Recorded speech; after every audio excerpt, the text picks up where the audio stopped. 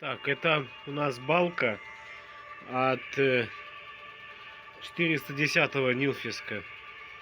Я смог снять эти штуки, не поломав, хоть они почти все разломанные.